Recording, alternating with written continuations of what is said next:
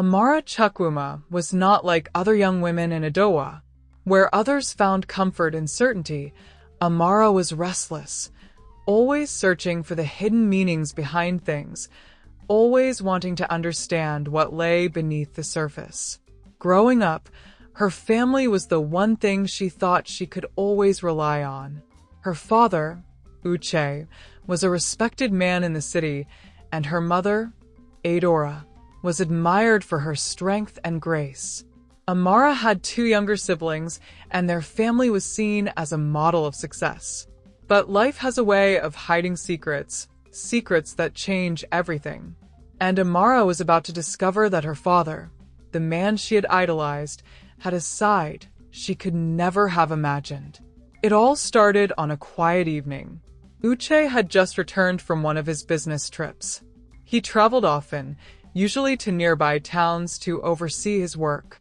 Normally, he would be full of energy when he came home, bringing gifts for the children and laughing with his wife. But this time, something was different. There was no laughter, no stories, no gifts. Uche was distant, tired, almost as if he didn't want to be there. Amara noticed it immediately. She always paid attention to her father's behavior, more than her siblings did. Her mother, too, seemed not to mind the change, brushing it off as stress from work. But Amara couldn't shake the feeling that something was wrong. That night, as she lay in bed, Amara's mind raced. She couldn't sleep. What had changed? Was her father hiding something? The questions circled in her mind, and soon, her curiosity got the better of her. The next morning, when her father left for work, Amara made a decision. She had never invaded her father's privacy before, but this time felt different. She needed answers. Slowly, she crept into his study, a small room filled with books and papers. There, on his desk, was his travel bag. He had left it behind, which was unusual. He never left anything related to his travels out in the open. Her heart pounded as she unzipped the bag. Inside were his usual things: a notebook, some documents, a pen, and a small envelope tucked neatly inside a folder. It was addressed to someone named Ifeoma. Ifeoma? The name meant nothing to Amara, but something about it felt wrong. Why would her father be carrying a letter to a woman she had never heard of? Her hands shook as she opened it. Inside was a handwritten letter, brief but unsettling. The words on the paper made her feel as though the ground had disappeared beneath her feet. The letter read, "Ifeoma, I will come back soon. Our little family means the world to me. Tell the children I miss them." Amara dropped the letter, her heart pounding in her chest. A family? Another family? She couldn't believe it. Her father had another family somewhere else. The betrayal felt like a knife cutting through her. But this was just the beginning. She needed more proof before confronting him. She needed to know the full truth. Days passed, and Amara kept the discovery to herself. She watched her father closely, noticing things she had never paid attention to before. The secret phone calls late at night, the way he often disappeared for hours, always with a vague explanation. Her curiosity grew stronger, but so did her fear. What would happen if her mother found out? How would it destroy their family? Finally, Amara couldn't take it anymore. She needed to know where her father was going during those long trips. The next time Uche announced that he was traveling for work, she decided to follow him. Amara's chance came 2 weeks later.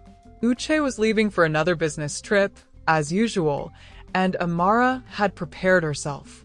She had taken some money from her savings and borrowed a hat and scarf from her neighbor to disguise herself. She knew her father wouldn't notice her if she was careful. That morning, Uche left early and Amara followed him from a distance. He boarded a bus heading to a neighboring town, and she quickly found a seat at the back, watching him the entire time. The journey felt long, her heart racing with every mile they traveled. She had no idea what she would find at the end of this trip, but she knew she couldn't turn back now. After a few hours, the bus stopped in a small town, one that Amara had never visited before. Her father got off, and she followed him, keeping her distance. He walked through the narrow streets, past market stalls and small houses until he finally stopped in front of a small, unique building. It was a modest home, with a tiny yard and a gate that barely held together. Amara's heart was in her throat as she watched her father knock on the door. A woman opened it, and Amara's breath caught in her chest. The woman was young, with a soft smile and kind eyes. Behind her, 2 children rushed to greet Uche, their faces lighting up with joy. They hugged him, calling him Daddy. Amara's world shattered at that moment. She had found them, her father's other family. The woman, Ifeoma, and the children, his children. They looked like him, and even shared his smile. Amara watched from behind a nearby tree, her heart pounding in her chest. She felt dizzy, as if the ground beneath her was shifting. The scene before her didn't make sense, and yet it was so real. Her father had a whole life here, a life he had kept hidden from them. He was living a double life, splitting his time between 2 families, 2 women, and 2 sets of children. For hours, Amara couldn't move. She stayed hidden, watching them from a distance, trying to make sense of what she was seeing. Uche played with the children, laughed with Ifeoma, and acted like a man who had nothing to hide. It was as if he had completely forgotten the family he had left behind in Adowa. Eventually, the sun began to set, and Uche kissed Ifeoma on the cheek, said goodbye to the children, and began to walk back toward the town center. Amara quickly slipped away, following him from a distance once more. She couldn't confront him yet. She wasn't ready. She needed time to think, to plan what she would do next. Amara returned home that evening, her mind racing with questions. How long had this been going on? Did her mother know? What would happen if the truth came out? She couldn't sleep that night, tossing and turning in her bed as her thoughts swirled. The weight of the secret was crushing her, but she knew she had to do something. The next morning, Amara confronted her father. She waited until her mother had left to visit a neighbor and her siblings were playing outside. Uche was sitting in the living room, reading a newspaper, completely unaware of what was coming. "Dad," Amara said, her voice trembling. "I need to talk to you." Uche looked up, surprised by the seriousness in her tone. "What is it, Amara?" She hesitated for a moment, but then the words came pouring out. "I know about Ifeoma. I know about the children. I followed you." For a moment, Uche's face went pale. He stared at her in shock, the newspaper slipping from his hands. He opened his mouth to say something, but no words came out. Amara continued, her voice shaking with anger and hurt. "How could you do this? How could you lie to us?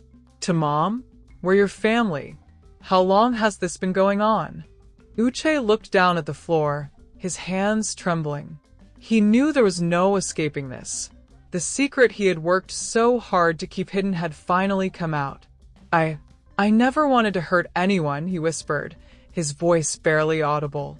"It wasn't supposed to be this way. I didn't mean for it to go this far." The truth came spilling out in broken fragments. Uche had met Ifeoma years ago during one of his business trips. What had started as a brief affair had turned into something more. He had tried to end it, but when Ifeoma became pregnant with their first child, he couldn't walk away. He felt responsible, and so he kept both families living 2 lives, trying to juggle his responsibilities without either side finding out. But now, the truth was out, and there was no going back. Amara's heart ached as she listened to her father's confession. She had always looked up to him, admired him, trusted him. But now, he was a stranger to her. She didn't know who he was anymore. "I don't know what to do," she said quietly, tears streaming down her face. "Mom deserves to know the truth, but it will destroy her.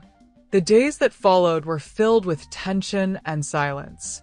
Uche tried to carry on as if nothing had changed, but Amara couldn't look at him the same way.